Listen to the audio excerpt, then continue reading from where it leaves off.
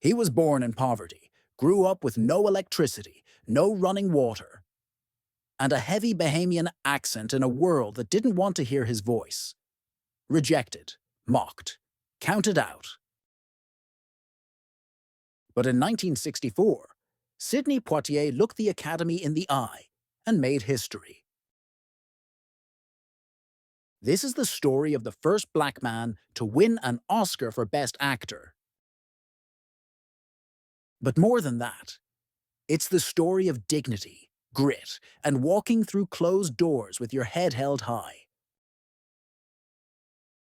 If you're chasing big dreams, especially when the world doubts you, this one's for you.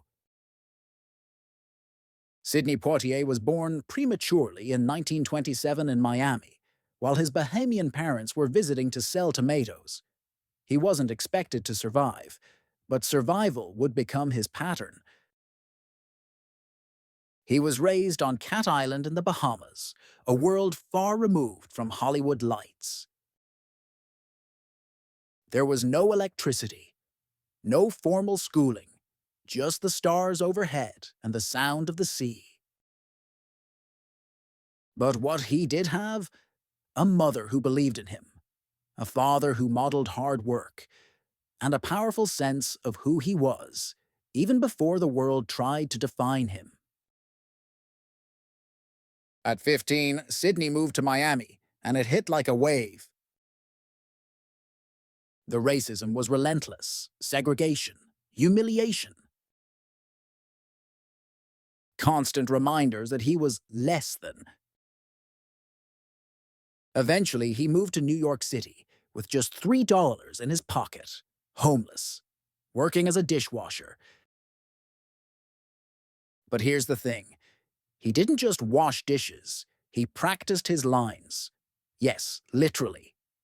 He stuffed a newspaper in his apron and taught himself to read word by word. At night, he worked on his accent. People laughed at him for it. An acting instructor once told him, "Why don't you stop wasting people's time and go be a dishwasher?"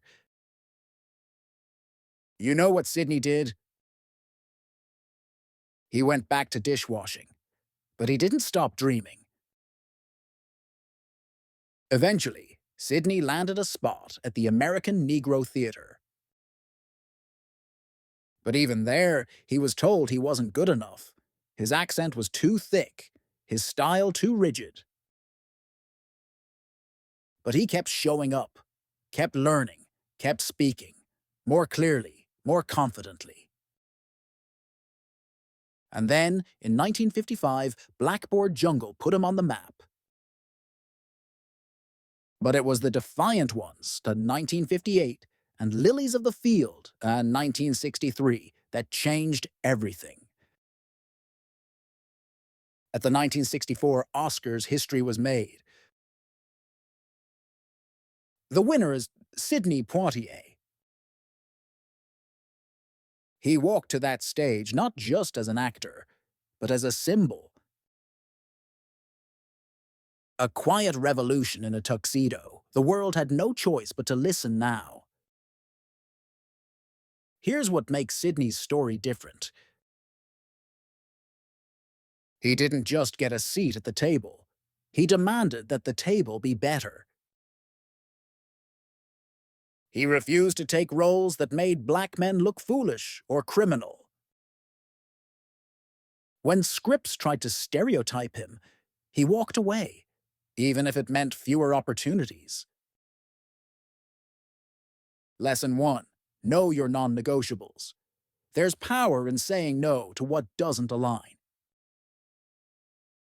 Lesson 2. Be the first, but not the last. Sidney didn't see his success as a solo win. He mentored, produced, and opened doors for future generations.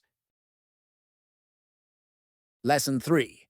Success isn't a finish line, it's a platform. After acting, he became a diplomat, director, and author, always pushing the story forward. Sidney faced endless no's. No formal training, no early applause, No easy paths. But what he did have: relentless self-discipline, immovable integrity, a quiet inner voice saying, "You belong," even if they don't see it yet. He never needed to yell to be heard. He stood tall. He walked with grace. And that made people listen. If you're facing rejection right now, if the doors you knock on don't open, remember Sidney.